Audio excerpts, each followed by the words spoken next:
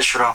Вирушаємо в одну цікаву країну на пошуки однієї цікавої людини, прізвище якої ви всі, напевно, дуже часто чули останні тижні. Так сталося, що ця людина перетнула державний кордон між Україною та Польщею за лічені години до слідчих дій НАБУ і САП. Сьогодні антикорупційний суд обрав запобіжний захід цій людині у вигляді арешту, але цієї людини вже давно нема в Україні. Якщо бути точним, з 2-ї ночі 10 листопада. І саме тому ми їдемо на пошуки для того, щоб не просто знайти цю людину і показати, де цей діяч, або як його ще часом помилково називають бізнесмен, переховується від українського правосуддя, але й поставити суспільно важливі питання. Як так сталося, що українське суспільство почуло те, що почуло на опублікованих антикорупційними органами записах, і зрозуміло і усвідомило те, що зрозуміло і усвідомило, що під час повномасштабного вторгнення Росії в Україну на 4-му році такої запеклої війни країну розкрадали. І не просто розкрадали, а розкрадали енергетику. І судячи з того, що ми вже почули, могли розкрадати оборонну сферу держави. Підписуйтесь на YouTube канал Української правди, натискаючи на кнопку підписатись під цим відео, або ставайте спонсором цього YouTube каналу, бо ми починаємо.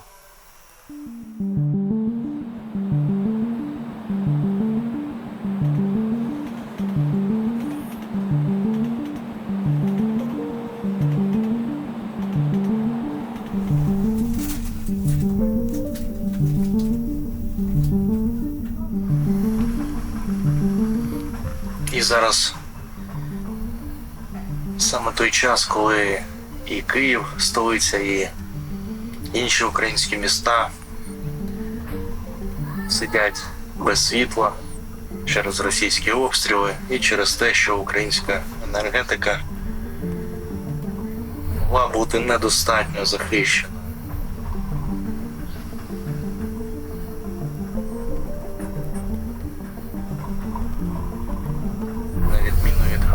Тих людей, які опікувалися, скажімо так, українською енергетикою, які в якийсь момент були попереджені і залишили цю країну. І тепер живуть без блокаутів, без російських обстрілів і без жодної невідворотності покарання.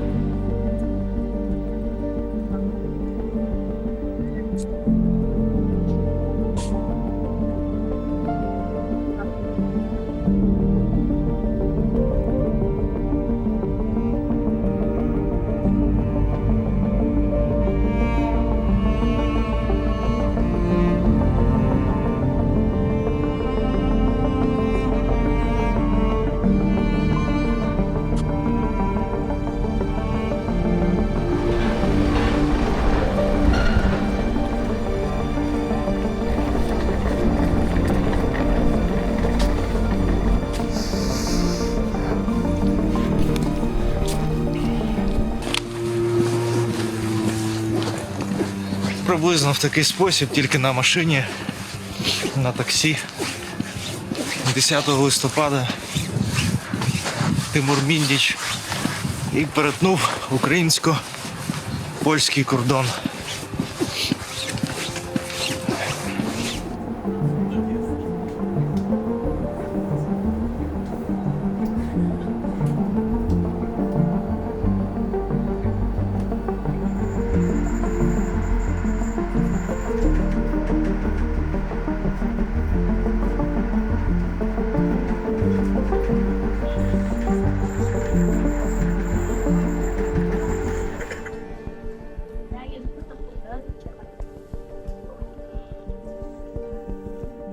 Тож ми не могли бодай не спробувати пошукати напевно найрозшукуванішу людину країни станом на зараз. І вже за 3 години ми розпочнемо цей процес. Вступайте до клубу Української правди, аби підтримати журналістику, яка завжди змін, та зробити свій внесок в об'єктивне інформування суспільства. Бо як казав один політик, якщо ви і ми, то це усі.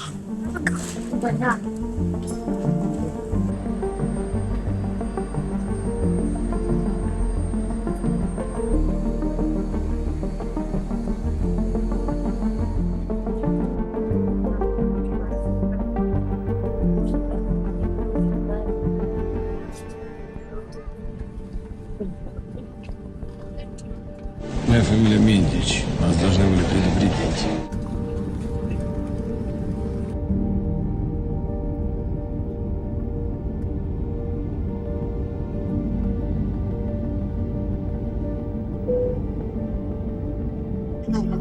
Welcome to the Viper Boulevard. Local time is 9:55 a.m. Please remain seated with your seatbelt fastened until the aircraft is near the journey. Welcome home. Thank you and goodbye.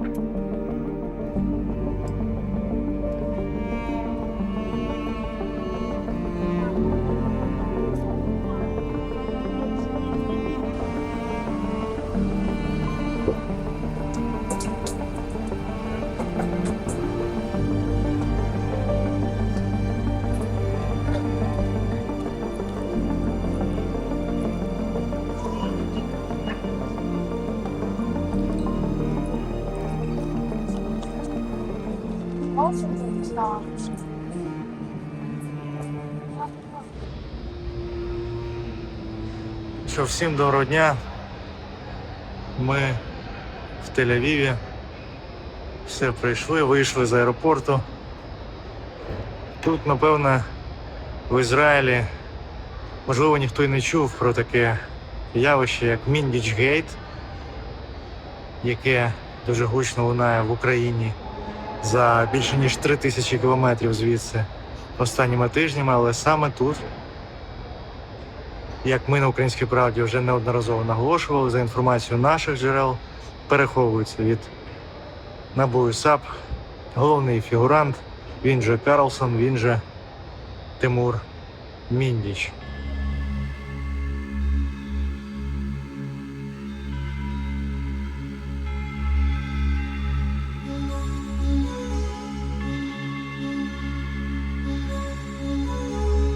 Шість років тому автор цього матеріалу вже приїжджав у Ізраїль, щоправда, на пошуки олігарха Ігоря Коломойського. 21:07. Із паркінгу офісної будівлі виїжджає автомобіль «Шкода». За кермом бачимо співвласника студії «Квартал 95» Тимура Міндіча. На пасажирському сидінні олігарх Ігор Коломойський.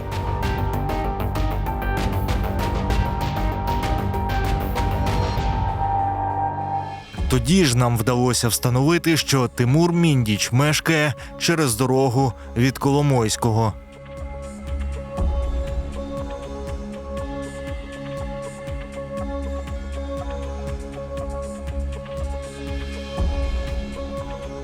Тому, а вже ж, ми одразу їдемо саме туди.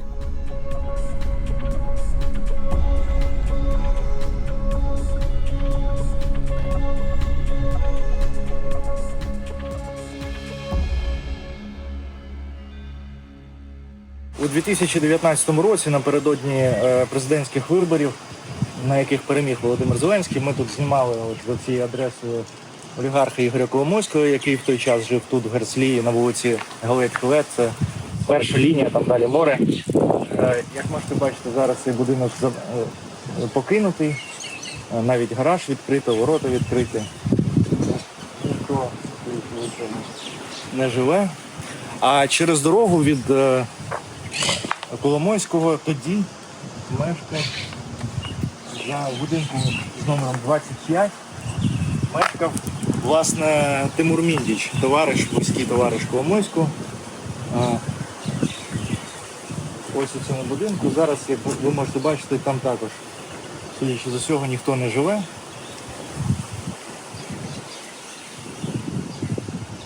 Тому продовжуємо наші пошуки.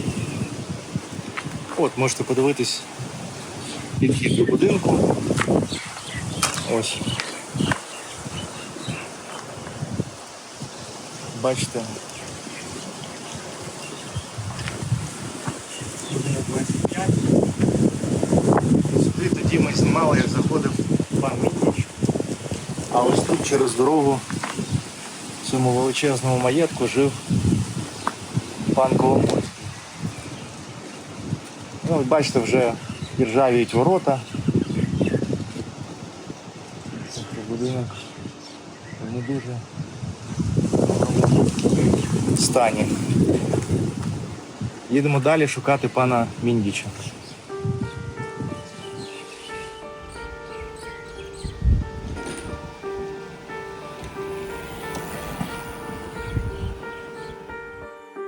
Але про всяк випадок сюди ж ми повертаємось і ввечері.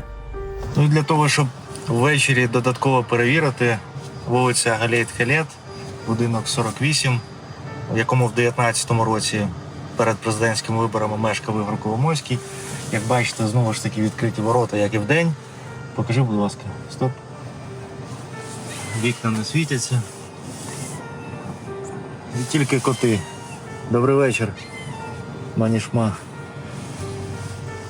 І трошки вперед, через дорогу, 25-й номер, де мешкав в 19-му році Тимур Міндіч.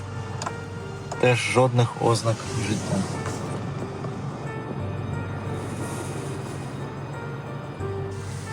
Тому очевидно, що тут Міндіча немає, як і Коломойського.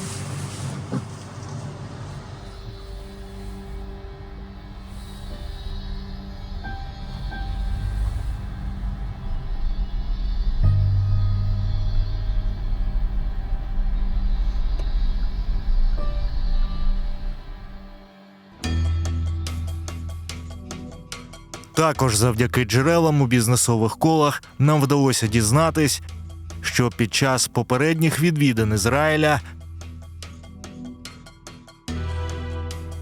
Тимур Міндіч мешкав ось у цьому готелі «Дан Акадія», у тому ж таки містечку Герцлія у 20 хвилинах від Тель-Авіва.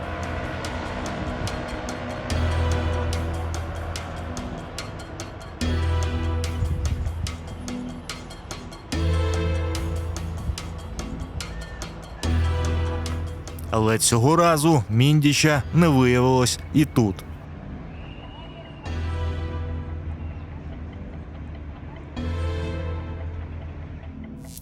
Судячи з Теудат Зеут Тимура Міндіча, офіційного посвідчення особи громадянина Ізраїля, що видається Міністерством внутрішніх справ, яке нам вдалося отримати від джерел у бізнесових колах, є ще одна адреса, яка може бути пов'язана з розшукуваним в Україні бізнесменом.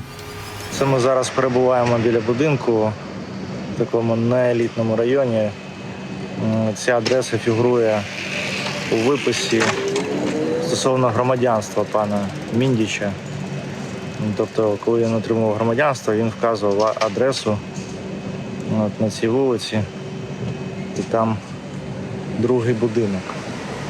І, на жаль, в цій виписці, яку ми показуємо, немає дати, коли саме отримав громадянство пан Міндіч ізраїльський.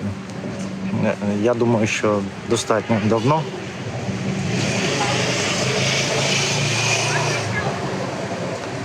До речі, стосовно українського громадянства, не зрозуміло, пану Міндічу анулювали паспорт просто, і він новий може отримати, чи дійсно забрали громадянство. А от за моєю спиною вже той самий будинок. Ось він такий невеличкий. Той самий будинок, в якому адресу і зазначав пан Міндіч, коли отримував тутешнє громадянство.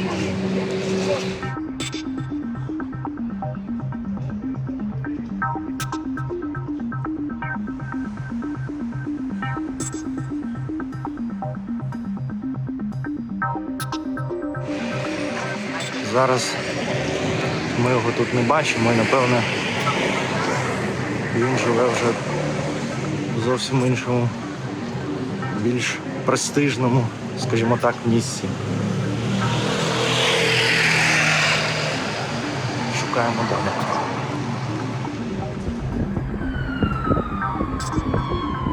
Ось яка дорога.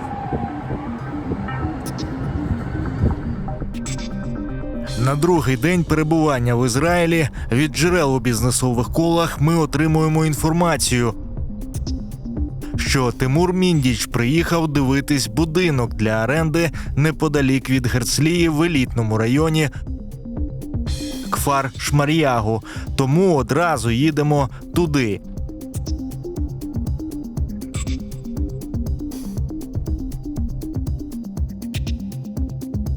Також джерела повідомляють, що Міндіч приїхав на чорному мерседесі В-класу у супроводі 2 охоронців.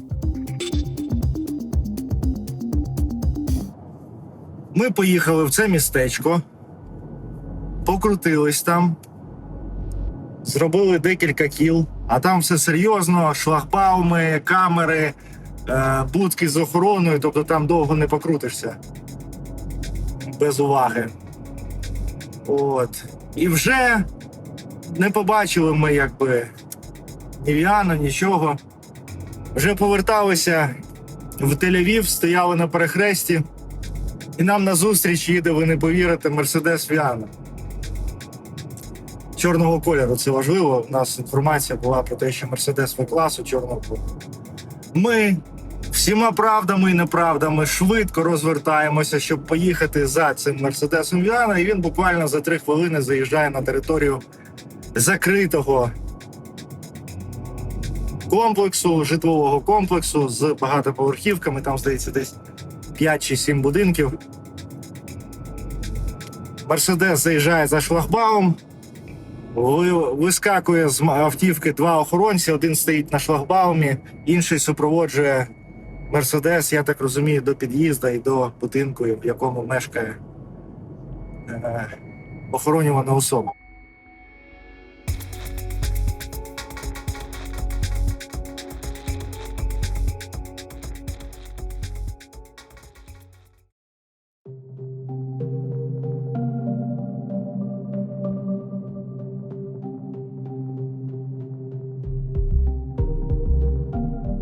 Наступного ранку ми знову повертаємось сюди для того, щоб переконатись, чи саме Міндіч мешкає у житловому комплексі.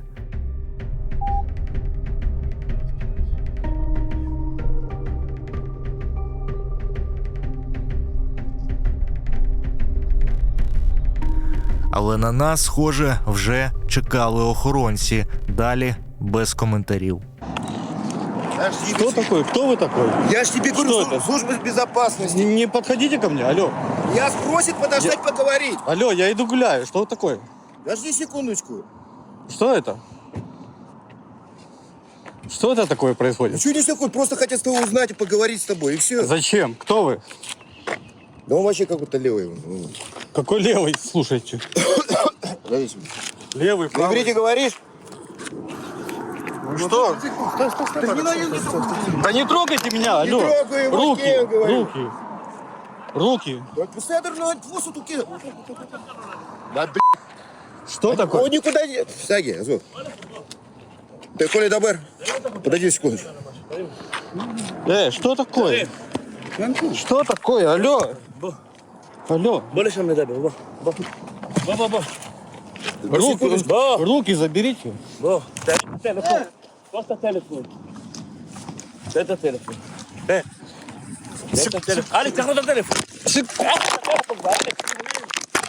Если бы вы сразу сказали, что вы... Зачем вы на меня напали? Я не нападал на вас. Нападал. Я тебя пальцем не трогал, я могу тебе по камерам показать. Нападал.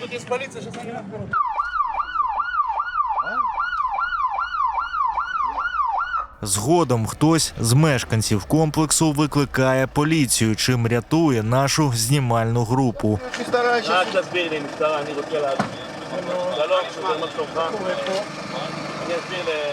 тебе говорю, стой, спокойнее, разберемся. Что не делать? Сейчас сказали, что мы в законе. Все, у нас тут проблемы. Мы просто Вот и все. Мы не понимаем, кто вы такие. Понимаешь, мы на нервах. Ну все. Сейчас все поедете спокойно. Ну что? Что-то случится. Мы выполняем свою работу, вы свою работу выполняете. Вот не вздумайте работой заниматься.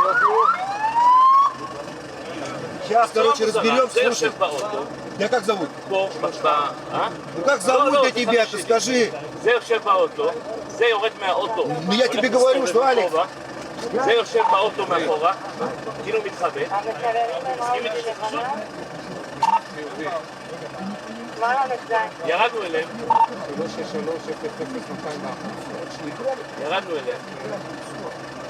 רוצים לברר מה הוא עושה פה, הלכנו אליו והוא מתנגד. אמרתי לו, אתה לא הולך עד שאתה לא מסביר לי מי אתה. זהו, והגעתי. Сейчас отдадим телефон и езжайте, пацаны, хорошо? Слышь? Да. Слышишь меня?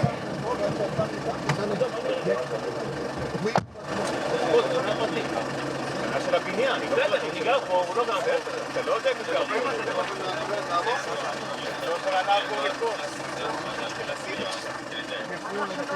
Телефон отдал. А большой уйти, шам от мунор.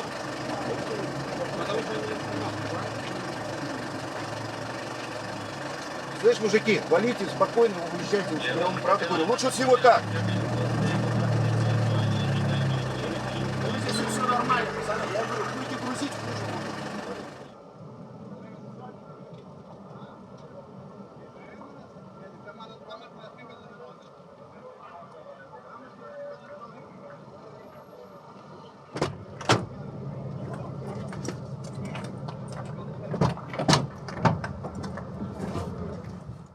Сьогодні близько 10 ранку.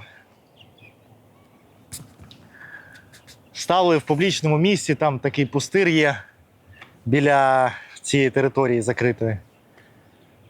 Оператор, який зараз це знімає, вийшов, пішов по алейці, теж по публічному місцю. Я залишився в машині. В якийсь момент з території вискакують декілька охоронців. Побігли в бік оператора, один з них блокує машиною позаду нашу машину. Я в цей момент сиджу на пасажирському, він сідає на водійське і починає їхати. Я кажу, що ви робите? Стривайте, почекайте. Він починає говорити, що ви тут робите, ви вчора тут були. А я кажу йому, ви охорона Міндіча, ви ж розумієте, а ми журналісти, посвідчення показую. От. Далі я намагаюсь вийти з машини. Підходять охоронці з Ярославом, приводять його. У Ярослава вже забрали телефон. Посвідчення, наскільки я розумію, теж журналіста забрали. Я намагаюсь виходити з машини. Цей хлопець такий з сумочкою, ми його покажемо вам на відео, починає тягнути мене за одяг, щоб я не вийшов з машини. А я розумію, що якщо я в машині, це з ним, це якби не дуже безпечно. Порвали рубашку, футболку. Ще таке відчуття, що кудись було нанесено удар в район ліктя. Я локтем закривався. Трошки забій. Я таки вискочив з машини. Вони почали продовжувати нас штурмувати, вибачте за слово. Ми продовжували повторювати, що це публічне місце, що ми журналісти, ось посвідчення, ось документи. Ми нічого не порушували. Вони застосували цей класичний прийом, почали казати, що ми знімали якихось дітей, хоча ніяких дітей ми не бачили, в принципі, не те, що не знімали біля цього комплексу. Це зрозуміла така вигадка. Далі приїхала поліція. Їх теж вони почали накручувати, що ми знімали дітей. Ми поліцейським спокійно пояснили, знову ж таки показали посвідчення, сказали, що в цих людей телефон, вони вкрали телефон Ярослава. Вони одразу повернули телефон. Також вони забрали ключі від нашої машини, одразу повернули ключі. Перед тим, як приїхала поліція, вони намагалися кудись нашу машину перегнати. Фактично відбувався крадіжка машини. Я повторював, що ви робите, це наша машина, ви порушуєте закон. На мене теж почали тиснути, кричати, що сядь тут, стій тут. За нашими відчуттями, двоє з цих охоронців можуть бути громадянами Росії або колишніми громадянами Росії. Ми знову ж таки покажемо вам відео, ви зробите свої висновки. Вони там починали казати «не провоцируй», оце все. Погрожували. Частково нам вдалося зафіксувати, вони з телефона оператора видалили відео, але ми відновили його в папці відновлено. Поліція, відповідно, до нас жодних питань, тому що ми нічого не порушували. Ми в публічному місці, я повторюся, жодних дітей, жодних доказів, що ми знімали якихось дітей або фактів не існує. Тобто фактично просто розбійний напад в 10 хвилинах від центру Тель-Авіва. Ранок наступного дня ми вже біля житлового комплексу, де вчора в цей самий час і стався напад, розбійний напад на нашу знімальну групу. І що цікаво, одразу після того нападу хтось почав засівати телеграм-канали активно, десятки телеграм-каналів однаковими повідомленнями, з однаковим текстом. В Ізраїлі, ймовірно, затримали журналіста «Української правди» Михайла Ткача та його знімальну групу. В Ізраїлі Ткач намагався зняти репортаж про Тимура Міндіча, фігуранта справи НАБУ про корупцію в енергоатомі, який утік з України. За даними джерел, увага, охорона Міндіча виявила журналістів, затримала їх, і питання, як охорона може когось затримати.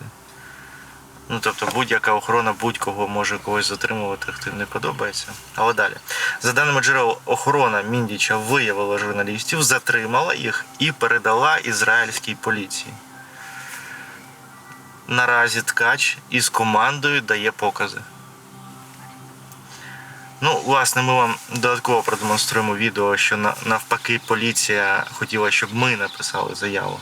І ми її трошки пізніше, повторюся, напишемо, коли в нас буде для цього час, і ми виконаємо редакційне завдання. Але ось така маніпуляція, очевидно, що десятки телеграм-каналів просто так однаковий текст не публікують. І очевидно, що тут в цьому однаковому тексті є одна основна ідея і основна маніпуляція. Показати, що не охорона порушила закон, здійснила напад, розбійний напад, забрала телефони, авто намагалась забрати і забрала ключі і так далі. Вимагала видалити відео чи фото автівки, на якій, як ми вважаємо, їздить Тимур Міндіч з охороною. А це журналісти щось порушили таке, що охорона навіть мала право затримати і передати поліції. І поліція теж вважала, що це якби є ознаки якогось злочину, і навіть покази в нас якісь взяла. Як вам?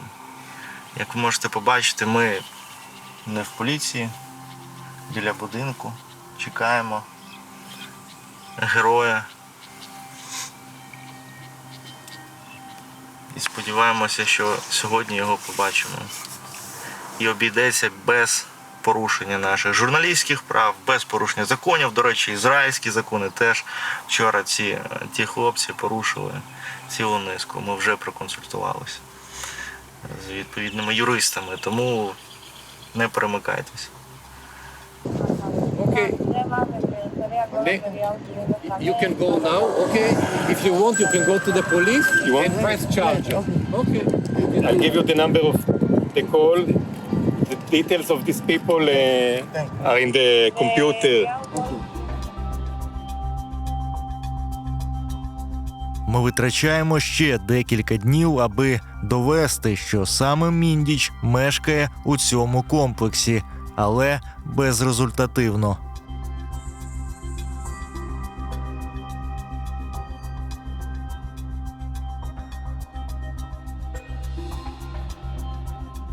Натомість вже за лічені дні ми зможемо зачепитись за іншого фігуранта резонансної справи НАБУ і САП під назвою Мідас.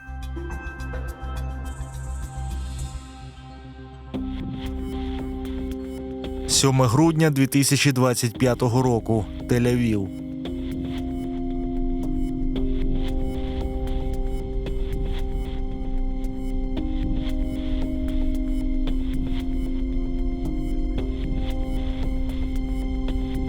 на одній з центральних площ Кікар Медіна розташовується магазин «Філософі», який, за інформацією джерел «Української правди», у бізнесових колах може слугувати конвертаційним центром, зокрема для мігрантів з України. Оскільки тут прокатні машини здебільшого не тоновані, нам доводиться робити якісь подібні речі для того, щоб залишитись непоміченими. Як я вже сказав, цей п'ятачок довкола магазину дуже пильнується. Там близько 5 людей персоналу різного віку. Тому ми зараз обережно, оскільки у нас є декілька камер, які працюють на різній відстані, то ми можемо собі дозволити стати подалі і обережно і непомітно працювати.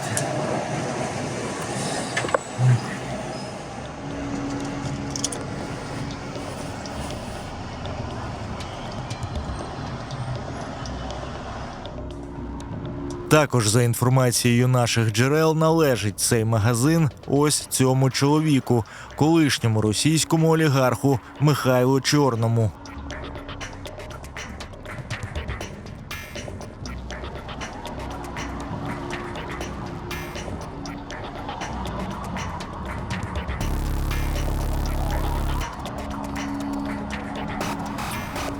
Мы спокойно могли участвовать в любом аукционе залоговом, а не бегать по всему миру и искать там 70 миллионов или 100 миллионов долларов, чтобы выступить на каком-то залоговом аукционе, купить там ЮКОС, допустим, или Сибнефть.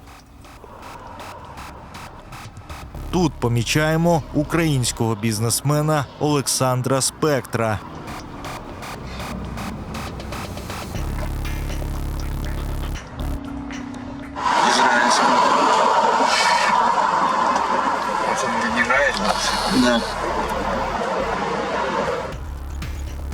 Керівник магазину, як і інші співробітники, під час робочого дня поводяться ось таким чином.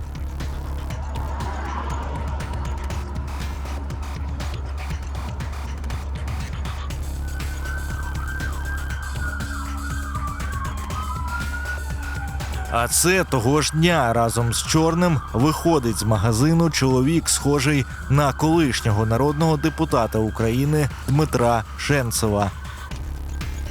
Шенцев – багаторічний нардеп-мажоритарник від партії регіонів, а у 2019 році був обраний на окрузі у Харківській області від партії «Опозиційний блок». У вересні 2022 року, через 8 місяців після початку повномасштабного вторгнення, Шенцев склав мандат.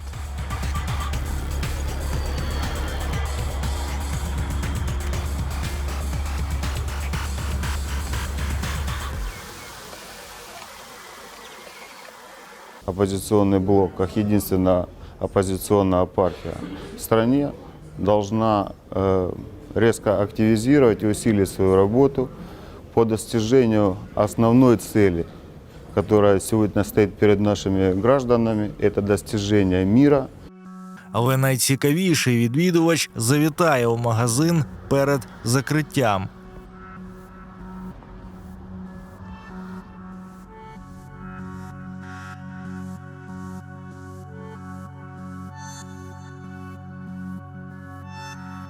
Це Михайло Цукерман, брат того самого фігуранта операції «Мідас» Олександра Цукермана.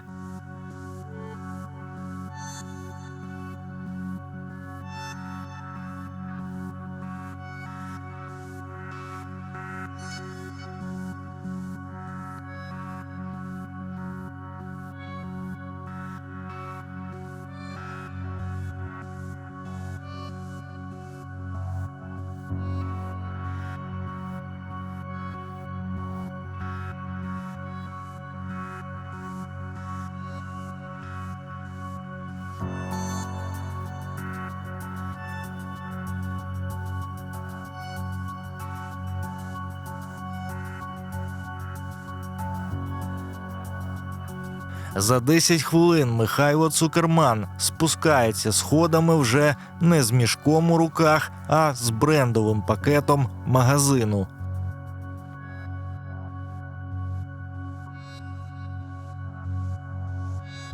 Забігаючи наперед, пізніше до цього магазину навідається і брат Михайла, той самий шугармен Олександр Цукерман.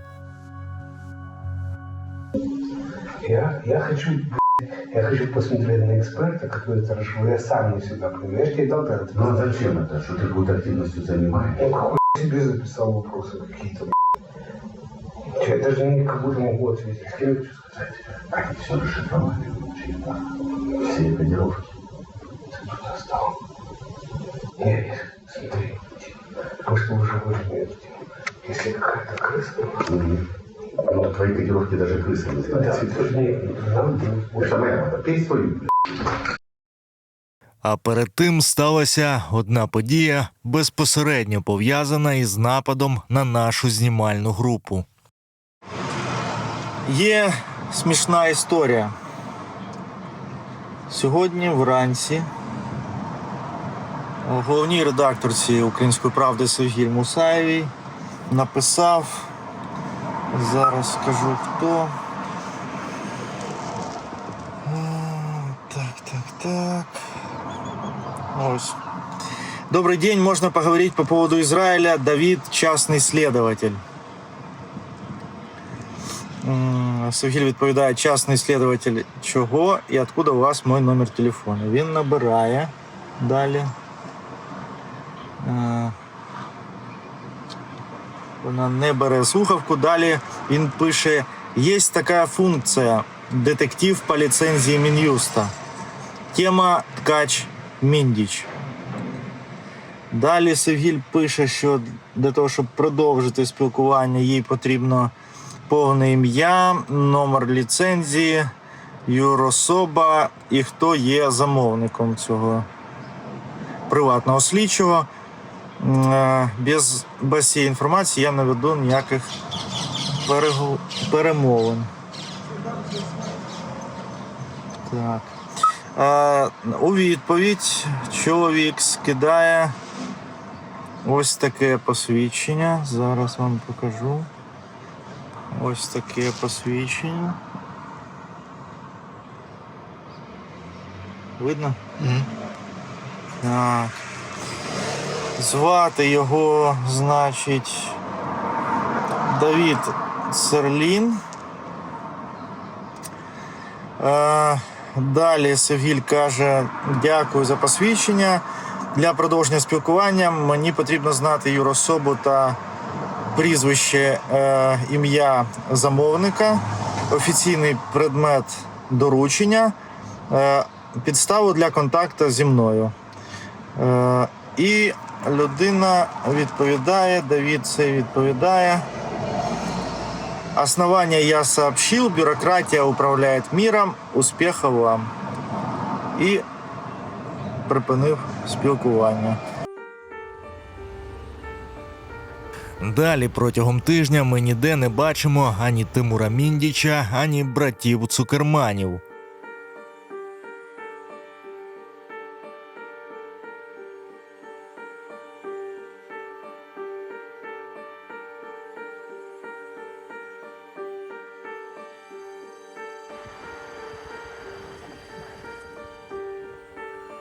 Натомість обіг у магазині «Філософії» стрімко збільшується з пакетів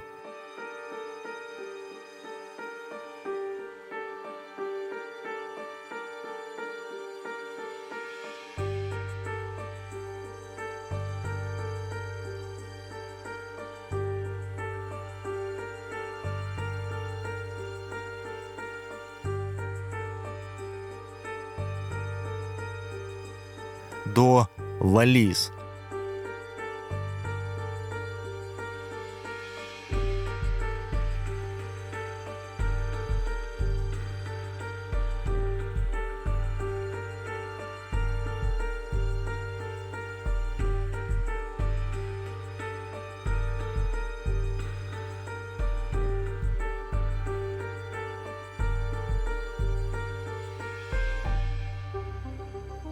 14 грудня 2025 року.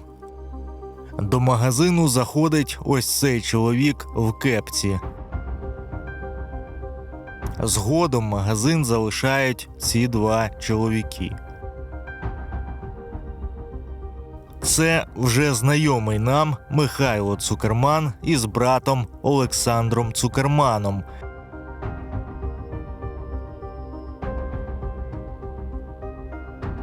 Чоловіки йдуть дворами.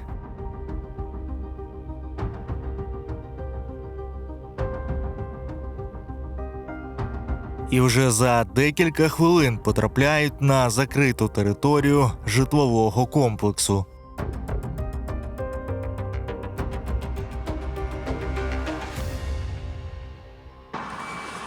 А ось і той самий схожий шугармен Олександр Цукерман з братом Михайлом. Більше тижня ми витратили на пошуки, але всі сховалися і ніхто не виходив ні в які публічні місця. Жодного з героїв ми не могли побачити ні на вулиці, ні біля будинків. Тому ми були вимушені через декількох людей пустити чутку.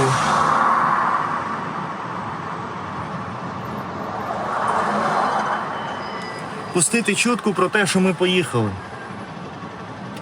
І, схоже, сьогодні ця чутка спрацювала, оскільки тут, у центрі міста, біля того самого магазина «Філософі», де рівно тиждень тому ми бачили Михайла Цукермана, як він забирав якийсь пакунок, ми і помітили обох братів. Нагадаю, Олександр Цукерман, він же шугармен, перебуває в Україні під звинуваченнями НАБУ і САП в легалізації коштів. І є фігурантом операції «Мідас», головним героєм якої є Тимур Міндіч, якого нам ще потрібно буде знайти. Сподіваємось сьогодні, тому що дуже мало часу залишається, але я, якщо чесно, не пригадую, щоб так ховалися якісь герої наших матеріалів.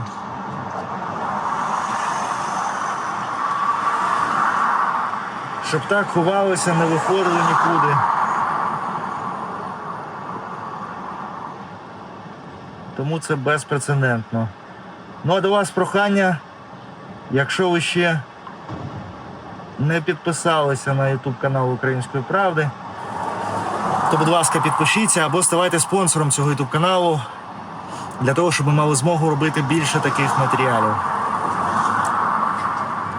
Дякую.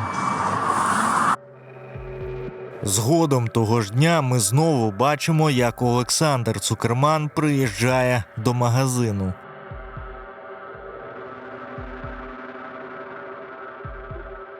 Далі шугармен залишає магазин і повертається у таксі.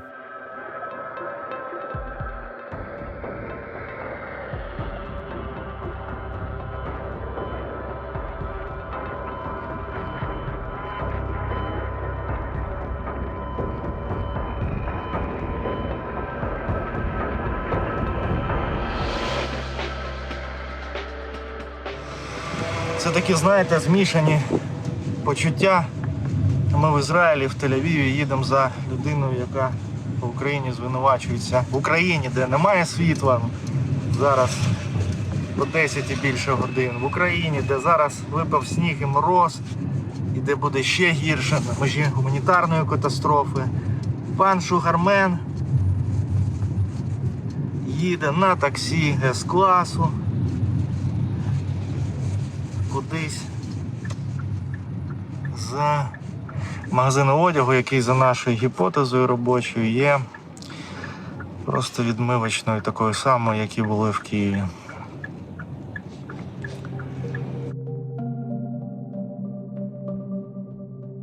За 15 хвилин фігурант приїжджає до одного з будинків на набережній Тель-Авіва.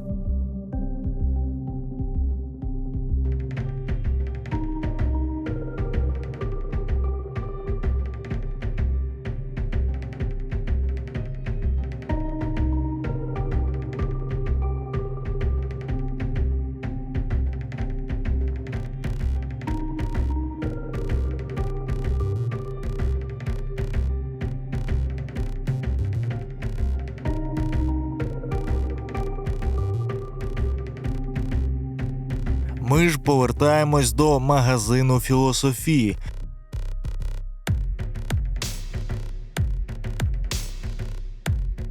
Де вже за кілька годин знову помічаємо тут обох братів Цукерманів.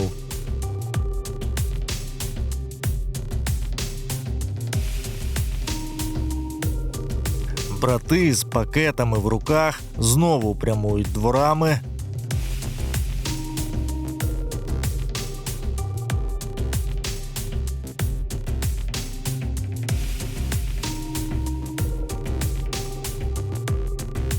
На закриту територію житлового комплексу преміум-класу.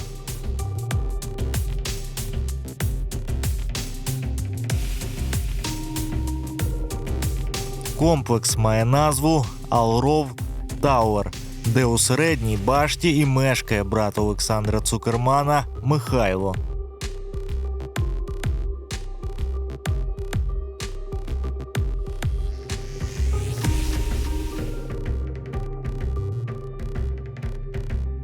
Alrov Towers – це 3 ексклюзивні 34-поверхові житлові будинки, розташовані на території приватного парку площею 7 акрів у самому серці Тель-Авіва, як зазначається на сайті комплексу.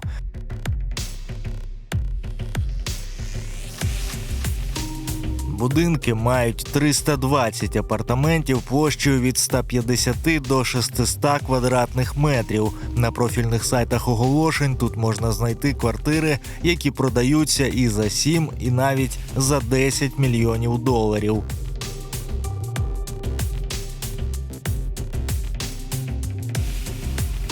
Сюди ж щодня на сніданок або на обід приїжджає до брата той самий шугармен.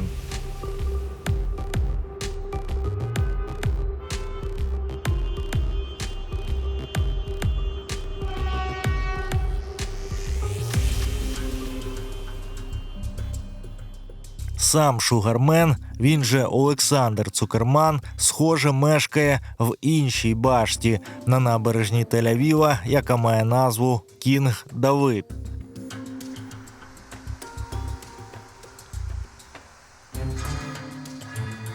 Де його можна побачити щоранку?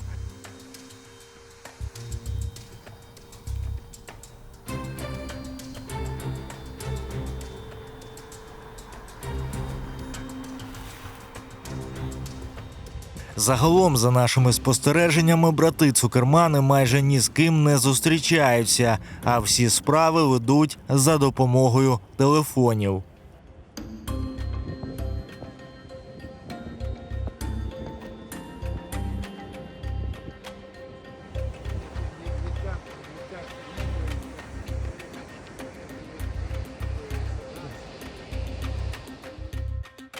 Також нам вдалося помітити, що брат шугармена Михайло Цукерман регулярно відвозить пакети з магазину філософії додому до Олександра. Можливо, з метою конспірації не використовують приватних авто і їздять одним і тим саме таксі. Ми до кінця не розуміємо, що у них тут відбувається, але вже 3-й день поспіль Михайло Цукерман приїжджає сюди, на набережну Тель-Авіва, в Кінг Девід, де мешкає його брат Олександр Цукерман, не з пустими руками, з якимись пакетами, сумками. І, повторюся, наша гіпотеза в тому, що в магазині філософії вони в конвертаційному цьому центрі можуть забрати кошти і, відповідно, розвозять його по різним адресам. продовжуючи свою діяльність вже тут, на території держави Ізраїль. За версією слідства НАБУ і САП, Олександр Цукерман виконував обов'язки головного фінансиста Тимура Міндіча і разом з братом міг займатися відмиванням коштів. Завдання шугармена з легалізації коштів виконували працівники офісу, ключову роль серед яких відігравав Рьошик. Фактично, його можна вважати головним бухгалтером злочинної організації. Гроші відмивалися через мережу компаній нерезидентів та осіб, які перебували за кордоном. Окрема увага приділялася криптовалютам. Переважна кількість операцій, зокрема й видача готівки, здійснювалася за межами України. Наприклад, під час перебування представників органу державної влади та керівників державних підприємств енергетичного сектору у закордонних відрядженнях. Чувак будет в Москве через 1,5 недели. А мне интересно, там, я не понимаю, выдавал 20-500 евро в Вене кому? 20-500 в Вене он выдавал, значит, смотри, там... Это разовая история. Сейчас историю. Я даже понимаю. Что там 10 там, с чем-то евро тоже, 10-250 евро записано. Ну, занесли в Москве. Занесли в Москве. Долларов 10. А Биг занял? А мы выдали 10. А Биг плюс 9. А у Биг нету. Так где вы проверили? Ну, провели 9 у Биг. Географія злочинної діяльності не має меж. Кошти могли видаватися в Африці, Північній Америці чи навіть у Москві.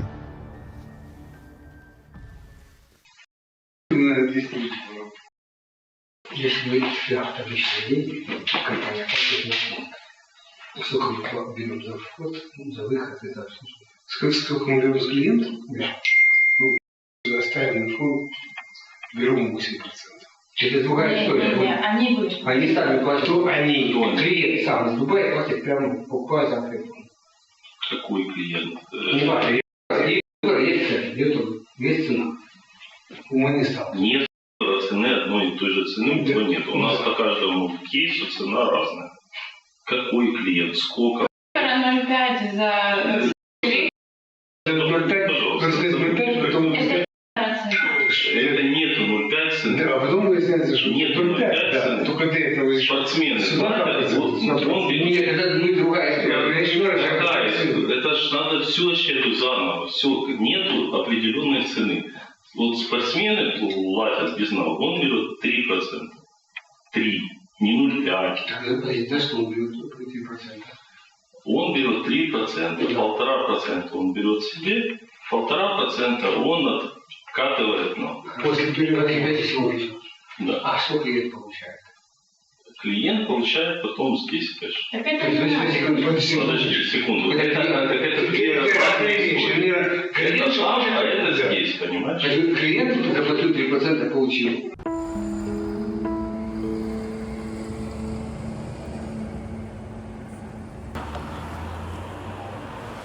– 8:40 ранку. Як і зазвичай, Олександр Цукерман, він же шугармен, якому наразі обрано в Україні запобіжний захід у вигляді тримання під вартою, пішов на тренування тут, в Тель-Авіві, в Ізраїлі. Зараз чекаємо його назад, і коли буде йти додому пан Цукерман, поставимо йому кілька запитань.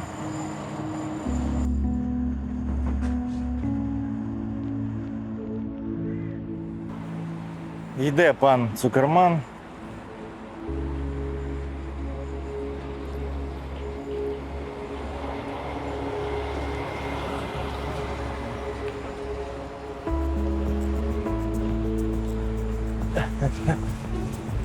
Пане Цукерман, доброго дня! Михайло Ткач, Українська правда. Скажіть, будь ласка, в Україні вас заарештовано за підозрою в легалізації коштів, називають НАБУ і САП в рамках операції «Мідас» вас головним фінансистом Тимура Міндіча. Ви збираєтесь повертатися в Україну, захищати свої права? Захищати свої права, все збираюся. А вас хтось попереджав, щоб ви виїхали в Израиль? Я выехал планово. Ага. Я был ребенку, тут было мероприятие, ребенку операцию сделал. И тут такая история. Угу. Ну як ви взагалі можете прокоментувати підозри на БУСАП? Вам особисто, Тимуру Міндічу? Я думаю, что это все политическая история. Чому? Ну, Ну, яка у мене є- проти я- кого направлена оця політична Я історія? думаю, что против нашей державности. А ви знайомі з президентом Володимиром Зеленським? Колись зустрічались, можливо, під час шабатів, інших свят? Не помню. Не пам'ятаєте? Скажіть, будь ласка, а з Олексієм Чернишовим знайомі? Чи давав вам Тимур? Знайом. А чи давав Тимур Міндіч вам вказівки видавати гроші пану Чернишову? Не пам'ятаю. Не пам'ятаєте? А ви знаєте, для чого ці кошти могли йти куди далі? Для будівництва кооперативу «Династія»? Не А чи знаєте ви, для кого будували будинки кооперативу Я про «Династія»? этот кооператив ничего не знаю. Ага. Ни про стройку, ни про кооператив. Чернышова знаю. Ах. Дружим много лет. А хто вас познайомив? Тимур Міндіч? С Чернышовым? Так. Нет, Чернышова знаю почти 20 лет. 20 років? Почти 20. Він до вас в лікарню приїжджав за грошима, він або дружина? За грошима ко мне Так. никто в лекарню не приедет. Тобто взагалі ніхто з політиків, можливо, міністри, депутати? За деньгами ко мне никто не приезжал. Ага. А зараз працюють ваші клініки чи не працюють? Смотри, ты ж передергиваешь, ты ж перепутаешь. Да? Этот офис, который вы называете бок-офис, на какой улице находится? На какой улице находится? Ні, так ви поясніть. Скажи, на какой улице находится? Ты же знаешь. На какой улице находится бэк-офис? Ні, так там був бек-офіс, були клініки, була ціла мережа. Секундочку. На какой улице Так. находится бэк-офис? Що ви хочете сказати? Ты скажи, на какой улице находится бэк-офис? На Софіївській площі, один з Софіївській? бек-офісів. Також є клініка. А клиника это не бэк-офис, это клиника. Угу. Не і, там, надо де, путать. і там збиралися Ничего там, інтелектуальний ничего. клуб. Клуб один раз собирался на Владимир. А хто входив в цей інтелектуальний клуб? Но это не важно. Что такое интеллектуальный клуб? Сели, поговорили, пообщались. А с кем? Интеллектуальные люди. А з ким? Ну какая разница? Интеллектуальные люди просто пообсуждали. Ну, там был философские вещи. Ага. И Там всё. був пан Чернишов, Допустим, пан Міндіч був в інтелектуальному клубі? сомневаюсь. Не був. А хтось іще з топ-посадовців був? С посадовцем нікого не було. Я говорю, інтелектуальний клуб, не посадовці. Угу. Скажіть, будь ласка, для чого ви відвідуєте магазин «Філософії» в центрі? Ви забираєте там гроші? Ви, брат, відвідуєте? Що ви говорите? Я там вещи беру. Я приїхав без вещей. Речі купуєте? Купив себе якісь вещи. Ага, тобто магазин «Філософії» не є конвертаційним центром, і там не забирають? Вы что-то путаете, вы что-то путаете. Ага. В этой стране нету конвертационных центров. Угу. А в Україні є?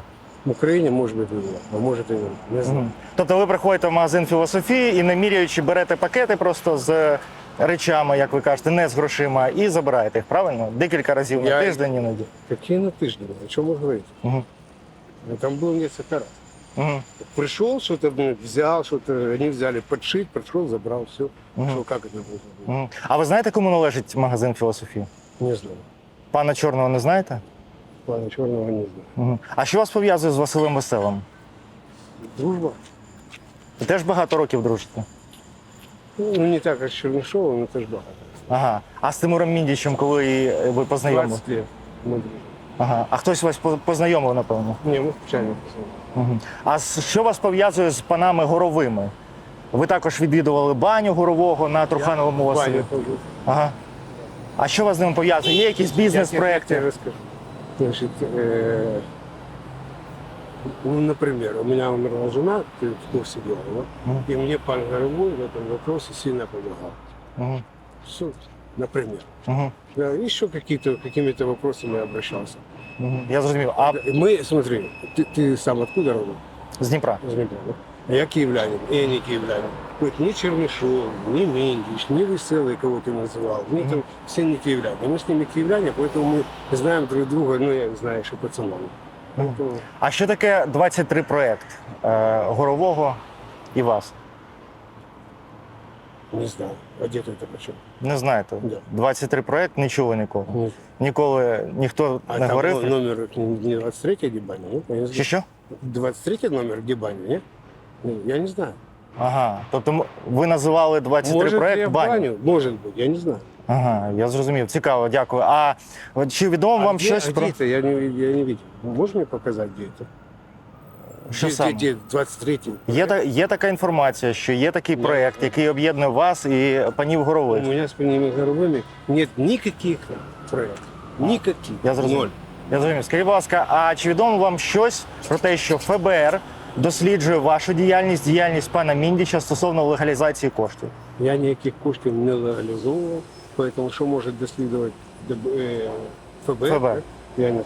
Ага, тобто до вас ніхто не звертався, ніяких дій не проводили тут, можливо, або в інших країнах. Вам нічого не відомо? Еще раз. Сначала я ничего не отмывал, да, поэтому не может быть никаких вот этих вот вопросов, потому что я... Скажіть, будь ласка, а що таке двушка на Москву? Ви, напевно, чули записи НАБУ і САП, які публікували в рамках операції «Мідас», і там обговорюється якась двушка на Москву. Це якось діяльність була пов'язана з зрадником Деркачем? Деркача не видел никогда в жизни, не знаю, кто такой.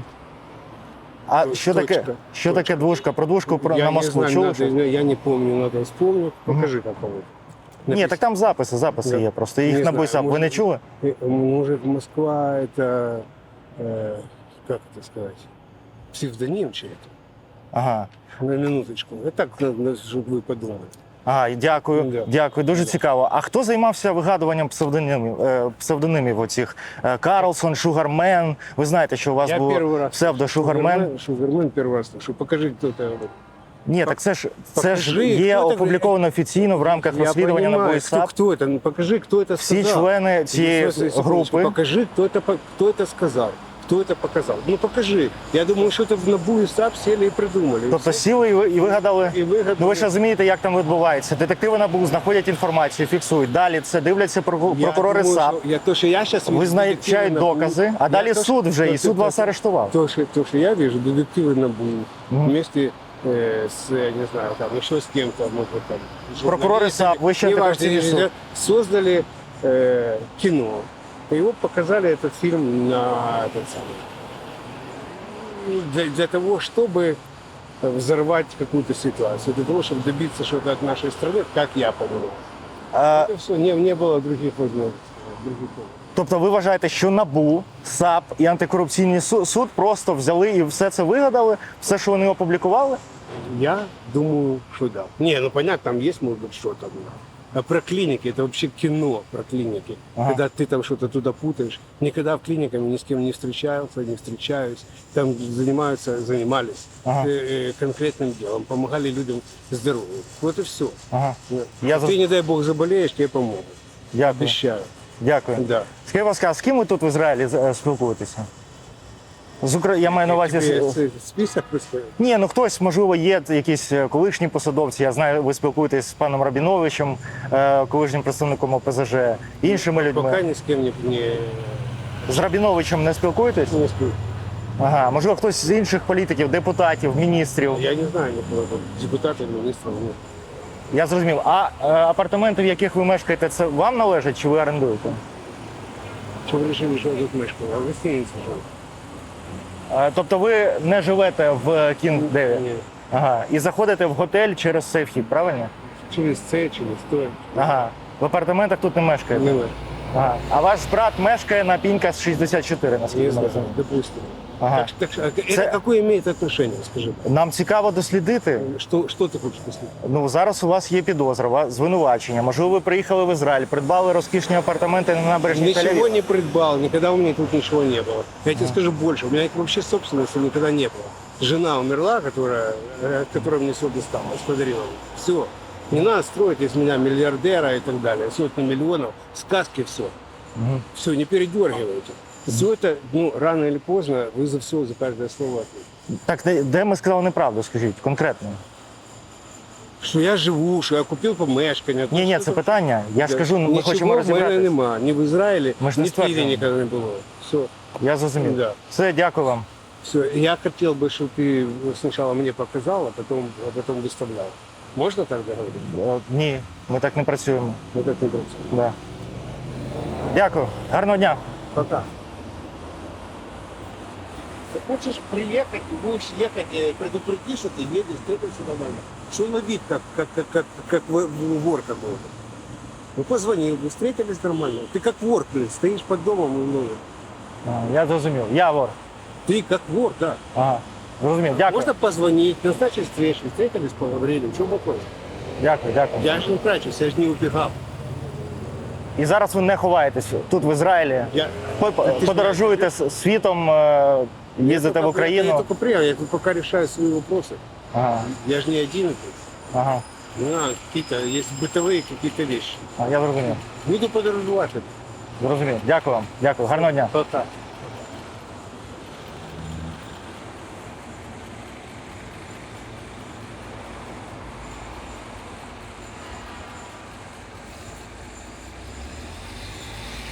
Цікаве спілкування з паном Суперманом. Цікаво, куди він зараз зайде. Мені просто цікаво. Подивимось.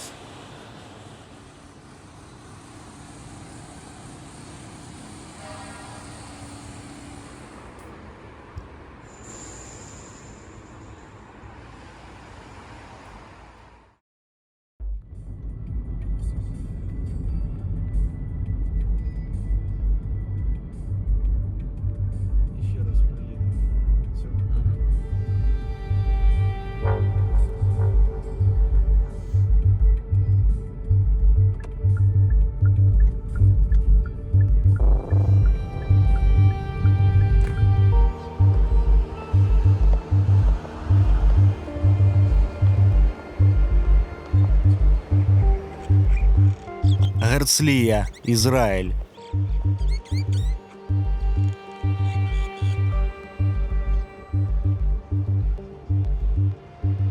За інформацією джерел «Української правди» у бізнесових колах, декілька днів тому Тимур Міндіч переїхав у маєток у цьому мальовничому містечку.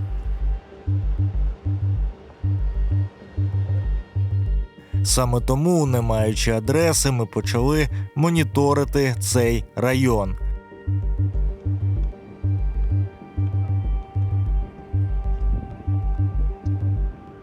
Але Карлсона, як за версією слідства для конспірації, зашифрували Тимура Міндіча, так і не побачили протягом кількох днів.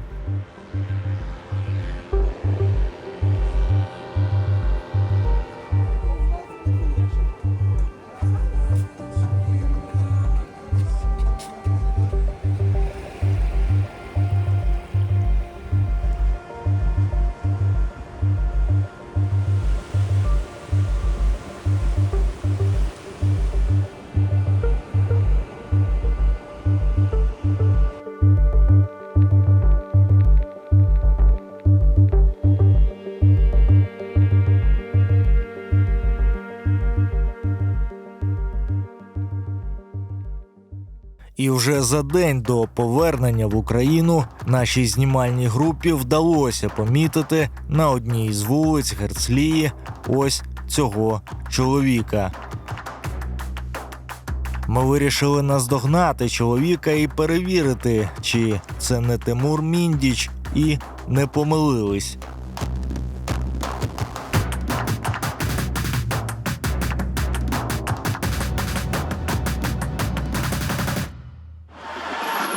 Ну що, слава Богу, нам таки вдалося помітити, попри конспірацію, Тимура Міндіча, здається, тут, в Герцлії, в Ізраїлі, неподалік 20 хвилинах від Тель-Авіва.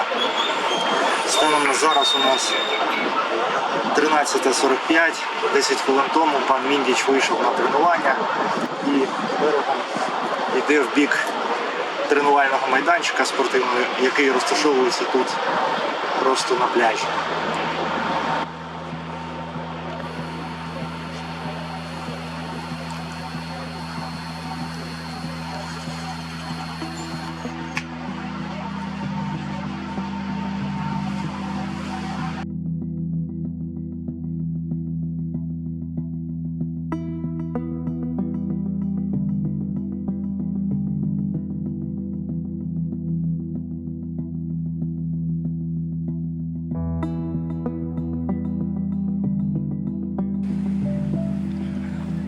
Пишешь? Да. Хорошо.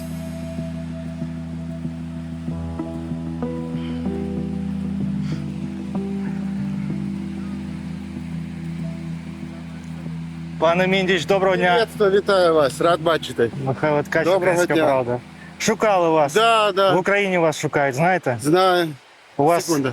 у вас підозра в організації злочинної Минуту, дай уберу наушник. У нас же есть время, вы же не Так, спешите. все добре. Довго шукали вас. Чего? Ну, складно. Чего? Так вы позвонили бы, легче бы нашли. Да. Вас в Україні підозрюють у створенні злочинної організації, відмиванні коштів та впливі на міністра оборони Рустема Умєрова. Як ви можете це прокоментувати? Так, давайте весь как-то спектр обсудим. Як вам зручно? Как мы хотим построить? Хочете, можемо просто йти, щоб не стояти. Ну давайте Якщо вам сейчас так зручно. обсудим, как мы, это ток-шоу, это реалити-шоу. Ні, Ви просто просто потрібен щас ваш мене коментар. обвиняєте, а Ні, я- ми вас нічого, а я я кажу, как би- ні, дивіться, ми ні в чому не звинувачуємо, ми журналісти, Да, ну- є офіційна підозра на БУСАП, Да. і тому ваша позиція потрібна по цій підозрі, без як... Смотрите, надо разделить на несколько вещей. То есть сейчас же есть, есть большой медийный кейс, правильно? С вашей участием и со всеми остальными большой медийный кейс, который составляет в моем деле порядка 90%. Ну, дела. То есть меня обвинили, ко мне приписали, то есть медийно меня уже во всех из меня сделали как бы крайнего или обвинили меня виновным. И есть юридический кейс. Вот в юридическом кейсе я не очень могу давать комментарии, Михаил, вы понимаете, потому что он юридический, есть адвокаты, есть вся история, которую я не могу сейчас комментировать. Поэтому тут будем аккуратны. А медийный, ну, что я могу сказать, это, мне кажется, крутая работа ваша и всех остальных ребят. И, крутой сценарий, крутая медиа-атака за последние какие-то года. То есть медиа сегодня сделала весь образ и все. Тобто ви заперечуєте звинувачення на БУСАП? Я не могу их заперечивать. Они есть обвинения, и они есть, и там это дело, сейчас идет следствие, потом будет суд, и потом будем... Ну давайте тоді по конкретиці. Ви з паном Умєровим зустрічались у вас в квартирі на Грушевського 9? Давайте так, это все, что касается следствия, мы не будем туда идти. Ну, потому что сейчас рано еще идти. Окей, не стосуючись слідства. Ви знайомі з паном Умєровим, спілкувалися? Да, знайомий. Ага.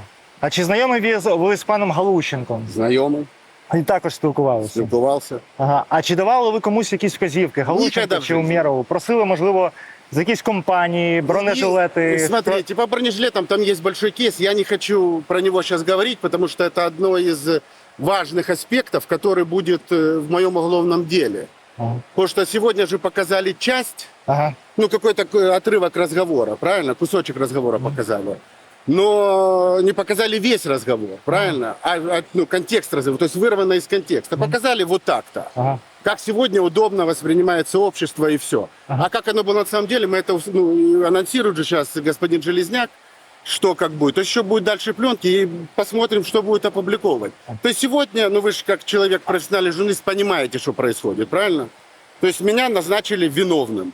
И сегодня, все ко мне, что хотите. Сегодня, миллион вещей ко мне просто приписывают, там, где не то, что я не был, а и не знаю. Например? Все, которые ко мне приписывают, это все приписанные вещи. Так же самое можно приписать и к вам. Например, что вам приписывают? В доме, в котором вы живете, у вас есть количество соседей, и вы с ними пересекаетесь каждый день, или раз в неделю, правильно? То есть можно сказать, что эти все люди, связанные с вами... Тобто Умєров ваш сусід? Да, Умєров, Миш, давайте конструктивно построим разговор. Умєров, вы же знаете, что он не мой сосед. Я говорю, к примеру, что сегодня можно... Ко мне сегодня лепят все, что хотите. Всего, чего не было и быть не может, и вообще не вяжется. Но это же сегодня приписывают. И вы в том числе. Например? Я не буду говорить факты, чтобы сейчас не ухудшить свою позицию и так не очень легкую, правильно? Я сегодня нахожусь в Израиле, я сегодня перевез свою семью и нахожусь под большим давлением. Мне это не самое лучшее время для меня, и поэтому, зачем мне сейчас что-то наговаривать вам? Ні, якщо у вас є позиція, ви заперечуєте. Все буде, Міш, я думаю, що ми з вами зробимо ще встречі. Ми ж не приїхали сюди, щоб вас звинуватити. Нам потрібна ваша позиція. Надо время.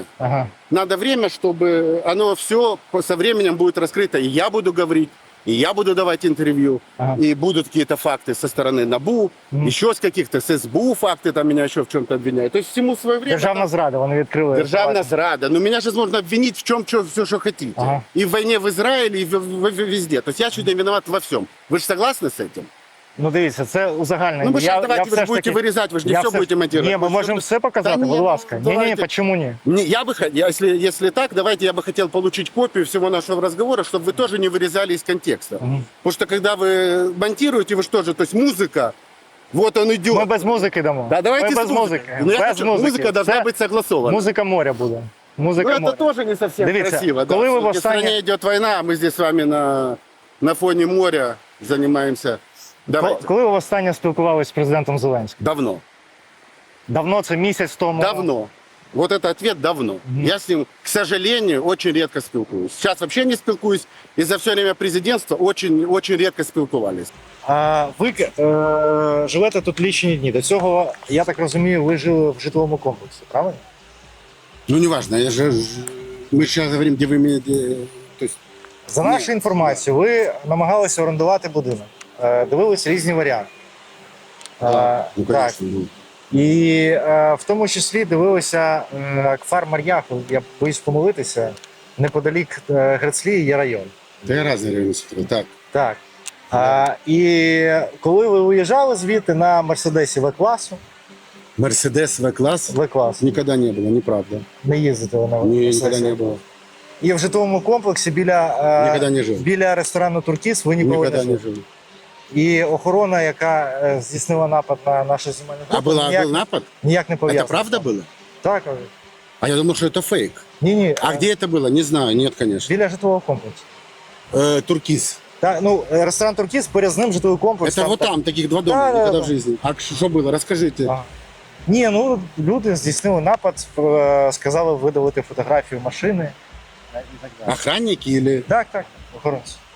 в Израиле? Так. Приїхала поліція, Це правда. сказала, пишіть, ну тому що вони порвали мені одяг, пошкодили. Прямо було такие забоїв. телохранители? Ну, різні там були, вони повискакували, хто в чому. Як. Русские? Ну, говорят на русском. І на російському говорили, і один ізраїльтянин був, наскільки я зрозумів. Це не ваша охорона? Да у меня нет, конечно. Вот вы же со мной ходите, покажите, где со мной охрана. Тобто у вас в Ізраїлі немає охорони? Миша, это же личная моя безопасность. Есть или нету. Ну, на вас нападение ни моя охрана не совершает. Я зрозумів. І ніякі ви задачі не ставили охороні дивитись? Вы видели со мной охрану, Миша? Вы же вы видите со мной охрану? Ну ви знали, що ми приїхали в Ізраїль? Не, я прочитал, что вас арестовали, но я думал, что это фейк. Я думал, что это фейк. А Это до давно того, было. як це написали телеграм-канали, ви знали, що ми приїхали в Ізраїль? Откуда, Миш? Ну как? Вот написали, я узнал. Ну, була інформація, в офісі президента була, що ми приїхали в Ізраїль. І наскільки нам відомо від наших джерел, ви також знали, що я десь. Миш, знаете, вот есть информация в офисе президента. Как вы думаете, это происходит? Кто-то мне звонит, алло, Тимур, вот приехал Миша Ткач? Ну а чому ні? Ну кто? Ну хтось, хто вас консультував, Ну, вів якийсь Нету період такого. часу, Нету допомагав такого. вам в різних Нету. справах. Вот казав. этого нету. Если вы вот, Миша, если вы вот тут остановитесь, Так. вы меня, конечно, мастерски затягиваетесь, и я ведусь. Если вы остановитесь, что в офисе президента нету никого, кто мне может что-то сообщать или это делать, вы поймете, что все остальное это миф. Точка.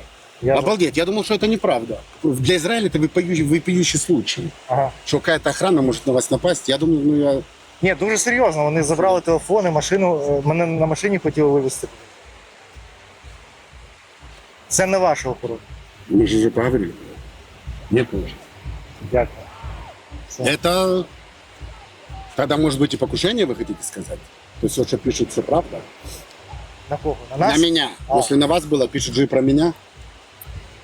Ми можемо коментувати тільки про собі. Обалдеть, да, это новость. Ну що, 2,5 тижні, ми так довго ще ніколи, напевно, нікого не шукали. 2,5 тижні ми шукали Тимура Міндіча тут, в Ізраїлі, в Тель-Авіві шукали, в Герцлії шукали. І от сьогодні нарешті нам вдалося знайти найбільш зараз обговорюємо особу в Україні, друга президента Зеленського, друга Андрія Єрмака, друга Олексія Чернишова і взагалі друга всіх друзів. Пан Міндіч заперечує, що він касир та інші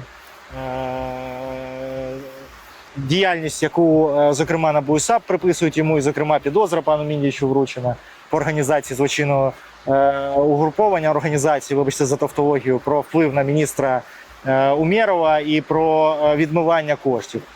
Тому це, напевно, унікальний випадок, коли так довго нам довелося шукати, але, слава Богу, ми знайшли. І он пан Міндіч крокує зараз цією набережною. І, будь ласка, якщо ви хочете, щоб ми мали змогу робити більше таких матеріалів, знаходити більше підозрюваних за кордоном, вступайте до клубу Української правди, аби підтримати журналістику, яка завдає змін, та зробити свій внесок в об'єктивне інформування суспільства. Бо, як казав один політик, якщо ви і ми, то це всі. Або підписуйтесь на цей YouTube канал, на YouTube канал Української правди, натискаючи на кнопку підписатись під цим відео, або ставайте спонсором цього YouTube каналу. Дякую.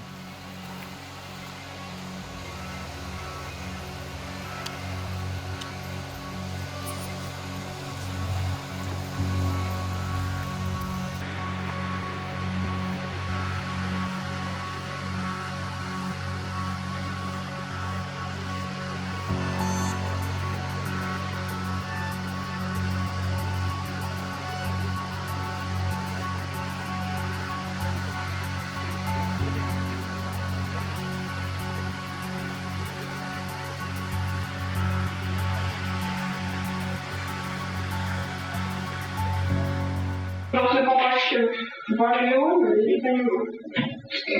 Там есть Шипули, но Шипули все равно.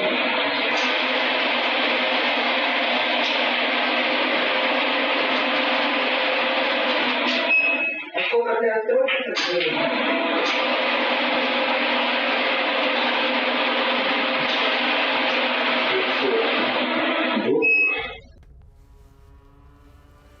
Масштаби діяльності злочинної організації були вражаючими. Інколи вони складали гроші навіть в кульки. Неважно, я к тому, что тут лучше, на самом деле, Тимур. В связке с Герой был совсем недавно. Закінчується наше відрядження в Ізраїль. Напевне, найскладніше і найдинамічніше відрядження з усіх.